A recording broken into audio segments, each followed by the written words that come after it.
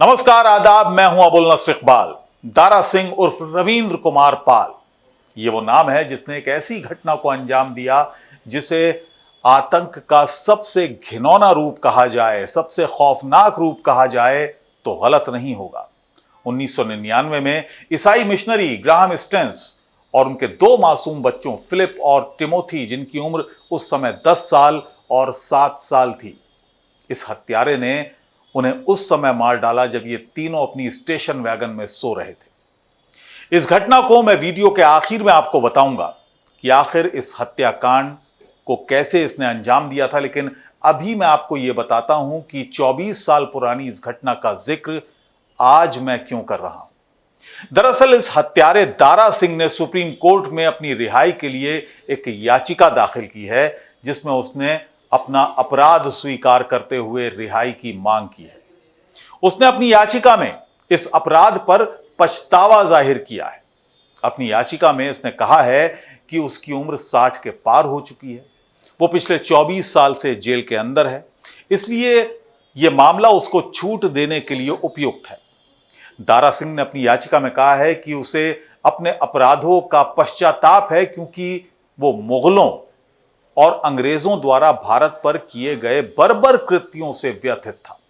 अपराधी दारा सिंह यह कहना नहीं भूला कि उसने जो अपराध किए वो राष्ट्र की रक्षा के संदर्भ में किए गए थे। यानी सुप्रीम कोर्ट में दाखिल इस याचिका की भाषा से ही समझ में आ रहा है कि दारा सिंह अब भी हिंदू राष्ट्रवाद का कार्ड खेलने से बाज नहीं आया। सुप्रीम कोर्ट ने अब इस मामले में उड़ीसा की मोहन मांझी सरकार से अपना जवाब दाखिल करने को कहा है। दोस्तों, मेरे इस वीडियो की सबसे अहम बात यहीं से शुरू होती है। दरअसल ग्राहम स्टेंस और उनके दोनों मासूम बच्चों की हत्या क्योंझर जिले के मनोहरपुर गांव में हुई थी और क्योंझर की जिला जेल में ही दारा सिंह अपने गुनाहों की सजा काट रहा है। उड़ीसा के मुख्यमंत्री मोहन मांझी भी इसी इलाके से विधायक चुने जाते हैं।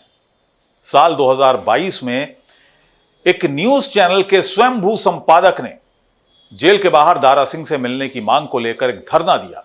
न्यूज चैनल का यह संपादक अपने आप को राष्ट्रवादी पत्रकार कहता है और अपराधी दारा सिंह की रिहाई का अभियान भी छेड़े हुए है। इन संपादक महोदय की कुछ तस्वीरें मैं आपको दिखाता हूं और इन तस्वीरों के माध्यम से इन महोदय की मानसिकता का आपको अंदाजा हो जाएगा कि ये किस मानसिकता के हैं। चलिए अब बात उस धरने की कर लेते हैं जिसमें इन संपादक महोदय के साथ उस समय के क्योंझर के विधायक और आज के उड़ीसा के मुख्यमंत्री मोहन मांझी शामिल हुए और उन्होंने हत्यारे दारा सिंह की रिहाई की मांग को सही ठहराया। इतना ही नहीं, बीजेपी के मुख्य सचेतक के रूप में मोहन मांझी ने अखबार द हिंदू को अपना एक बयान दिया, जिसमें उन्होंने कहा कि यह मांग है, अगर स्थिति बनी तो हम पार्टी के अंदर दारा सिंह की रिहाई का समर्थन करेंगे, इस मांग का समर्थन करेंगे। मोहन मांझी के ओडिशा का मुख्यमंत्री बनने के बाद इस बात का जिक्र कई मीडिया रिपोर्ट्स में किया गया। कई आर्टिकल्स में तो दारा सिंह की रिहाई की मांग को शर्मनाक तक बताया गया। दोस्तों, यही मोहन मांझी वर्तमान में ओडिशा के मुख्यमंत्री हैं और इन्हीं की सरकार से सुप्रीम कोर्ट ने हत्यारे दारा सिंह की रिहाई की उस याचिका पर जवाब दाखिल करने को कहा है।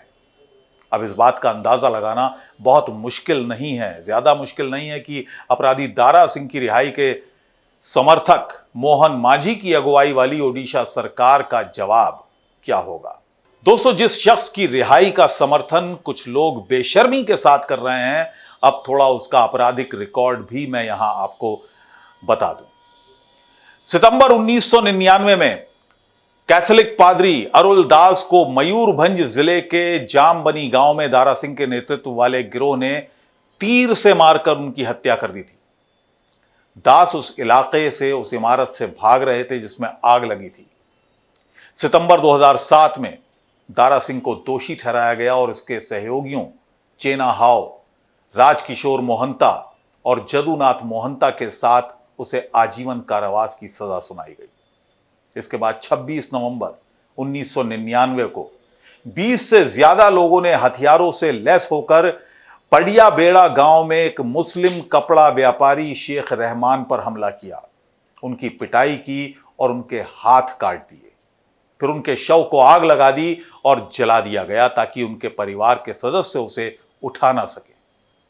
और उनके कपड़े को भी, जो कपड़े की दुकान थी, उसमें भी आग लगा दी गई।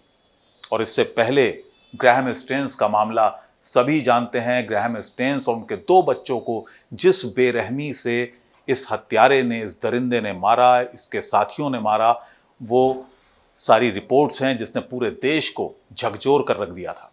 जिस समय ये घटना हुई उस समय पूरी दुनिया में, पूरे विश्व में भारत की काफी बदनामी हुई थी, देश की काफी बदनामी हुई थी। उस समय के राष्ट्रपति KR नारायणन ने इसको देश की साख पर एक काला धब्बा करार दिया था, जिस अंदाज में इसने ये हत्याएं की थी।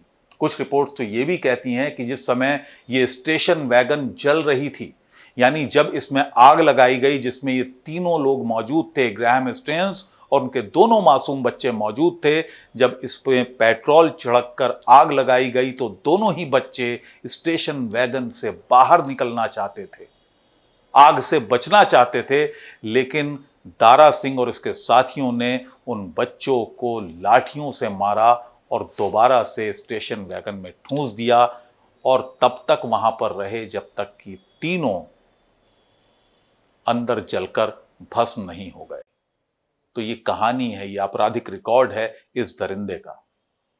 और इसके लिए हमारे ही देश में कुछ लोग उसकी रिहाई की मांग कर रहे हैं।